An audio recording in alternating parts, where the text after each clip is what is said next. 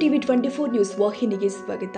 ಬೆಳಗಾವಿ ಜಿಲ್ಲೆಯ ಅಥಣಿ ತಾಲೂಕಿನ ಸಣ್ಣ ನೀರಾವರಿ ಇಲಾಖೆಗೆ ಸಂಬಂಧಿಸಿದ ಅಮ್ಮಾಜೇಶ್ವರಿ ಎತ್ತಿನ ನೀರಾವರಿ ಯೋಜನೆಯಲ್ಲಿ ಕೋಟ್ಯಾಂತರ ರೂಪಾಯಿ ಭ್ರಷ್ಟಾಚಾರ ನಡೆದಿದೆ ಎಂಬ ಆರೋಪ ಕೇಳಿಬಂದಿದ್ದು, ಈ ಕುರಿತು ಸಮಗ್ರ ತನಿಖೆ ನಡೆಸುವಂತೆ ಒತ್ತಾಯಿಸಿ ಕರ್ನಾಟಕ ಅಭಿವೃದ್ಧಿ ವಿಚಾರವಂತ ವೇದಿಕೆಯ ಸದಸ್ಯರು ತಹಸೀಲ್ದಾರ್ ಅವರಿಗೆ ಮನವಿ ಸಲ್ಲಿಸಿದರು.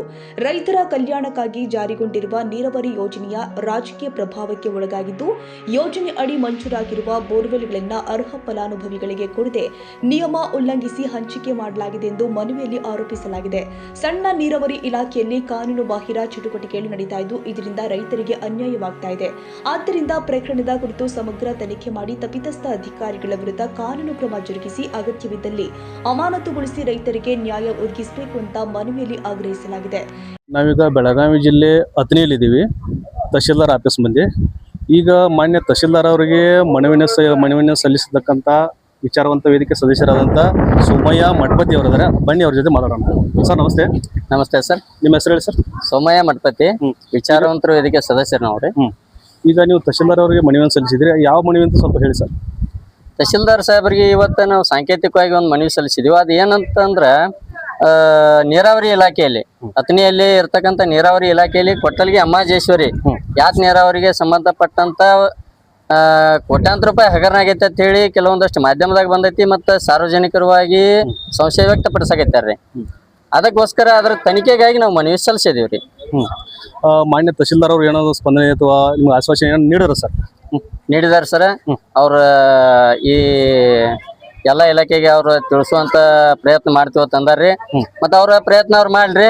ಅವ್ರ ಎಲ್ಲರಿ ಇದನ್ನ ಪ್ರಯತ್ನ ಮಾಡದೆ ಹೋದ್ರೆ ನಾವು ಮುಂದಿನ ದಿನಮಾನದಾಗ ಉಗ್ರವಾದ ಹೋರಾಟ ಮಾಡಕ್ ಸಜ್ಜದೇವ್ರಿ. ತಾಲೂಕಿನ ರೈತರನ್ನೆಲ್ಲ ಒಗ್ಗೂಡಿಸಿಕೊಂಡ ಪ್ರತಿ ಹಳ್ಳಿ ಪ್ರತಿ ಮನೆಗೆ ಈ ವಿಚಾರವನ್ನ ತಿಳಿಸಿ ಪ್ರತಿಯೊಬ್ಬ ರೈತರನ್ನ ಎಚ್ಚರಿಕೆ ಮಾಡಿ ಕರ್ಕೊಂಡು ಬಂದು ನಾವು ಇಲ್ಲಿ ತಹಶೀಲ್ದಾರ್ ಆಫೀಸ್ ಆತು ಅಥವಾ ಯಾವ್ದೋ ಸರ್ಕಲ್ ಆತು ಅವಾಗ ಏನಾಗ್ತೈತಿ, ಯಾವಲ್ಲಿ ಹೋರಾಟ ಆಕೈತಿ ಗೊತ್ತಿಲ್ಲ. ನಾವ್ ಮುಂದಿನ ದಿನಮಾನದಾಗ ಇದು ಉಗ್ರವಾದ ಹೋರಾಟ ಮಾಡಕ್ ಸಜ್ಜದೇವ್ರಿ ಸರ್. ಅದಕ್ಕೆ ಸಂಬಂಧಪಟ್ಟ ಇಲಾಖೆಯವ್ರ ಗಮನ ಹರಿಸಿ ಅದ್ರ ಮುಂದೆ ತನಿಖೆ ಮಾಡಿ ಅವ್ರು ಯಾವ್ಯಾವ ಆಫೀಸರ್ ಅದಾರಲ್ಲ ಅವ್ರ ಮ್ಯಾಗ ತಕ್ಷಣ ಆಕ್ಷನ್ ತಗೋಬೇಕು ಸರ್ ಅವ್ರು. ಈ ಸಂದರ್ಭದಲ್ಲಿ ಕರ್ನಾಟಕ ಅಭಿವೃದ್ಧಿ ವಿಚಾರವಂತ ವೇದಿಕೆಯ ಸದಸ್ಯರು ಆದ ಸೋಮಯ್ಯ ಮಠಪತಿ, ಭರತೇಶ್ ಕುದುರಿ, ರೈತರು ಹಾಗೂ ವಿವಿಧ ಮುಖಂಡರು ಉಪಸ್ಥಿತರಿದ್ದರು. ಭರತ ಮುರಗುಂಡೆ, ಟಿವಿ 24 ಕನ್ನಡ. ಕನ್ನಡಿಗರ ಮೆಚ್ಚಿನ ನಿಮ್ಮ ಟಿವಿ 24 ಕನ್ನಡ ನ್ಯೂಸ್ ವಾಹಿನಿ ಇದೀಗ ಟಿವಿಯಲ್ಲಿ ಲಭ್ಯ.